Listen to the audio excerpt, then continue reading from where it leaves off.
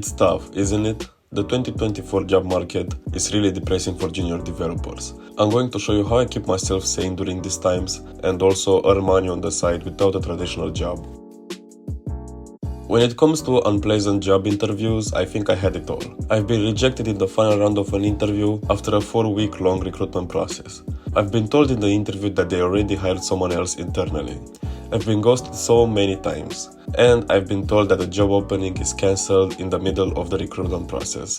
Of course, I've been sad, frustrated, and at one point wanted to give up. But despite all of this, I'm still here coding and looking to get hired. Don't take anything personally in this process. I know it's hard not to, because I used to do it. Every time I got rejected, I thought, maybe I'm not good enough. That changed when I started using my code for other goals, like building out apps for people, going to hackathons, and so on. I stood that I'm capable, and those experiences are the proof. Times are tough, and it seems like we can't do anything about it, right? Well, we can.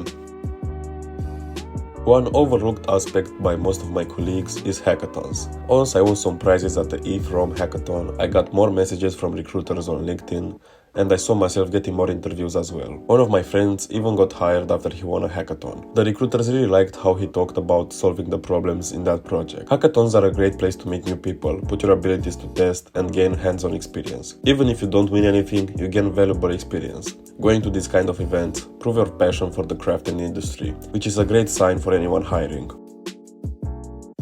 Making a simple to-do list and putting it on a resume is not enough anymore. What should I put on my portfolio to show people that I'm capable of building stuff? Well, you should still build some side projects, but ones that actually have impact, users and revenue. Build something, launch it, and get people to care about it. Use it and even buy it. I did something similar and explained it in my How I Sold My Coding Side Project video. Having a project with users and that got acquired really boosted my resume and made me stand out in the crowd. I got asked pretty often in the interviews about it. It doesn't have to be the next Facebook. You just have to find something you're passionate about and build something for the people in that field. During this process, you learn how to handle real traffic on your website and what makes the difference between an app with 0 users, 10 users, and 100 users. Trust me, it's a big one. It's one thing to build something for yourself and another thing entirely to build something that it's used by real people. If you're out of ideas, you can always find some inspiration on Product Hunt. I scroll that website pretty often. It's very enjoyable to see what others are building.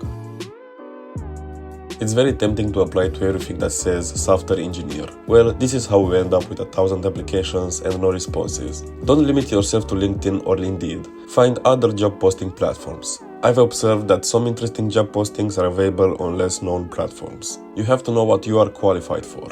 Most of my interviews came when I applied to junior mid-level blockchain positions, because that's what I'm the most qualified for. Which brings us to the next step.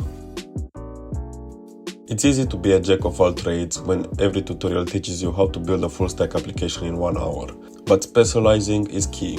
Maybe you are very good at Java, game development, C#, frontend, or blockchain. Once I started to gain some deeper knowledge and approach studying with the goal of being an expert in my field, I gained more confidence during the interview and there wasn't really any questions that I couldn't answer, any coding challenge that I couldn't solve. Don't get me wrong, it's nice to try everything a little bit, but at one point you have to figure out what you prefer doing, what you like doing, and be curious to learn everything about it.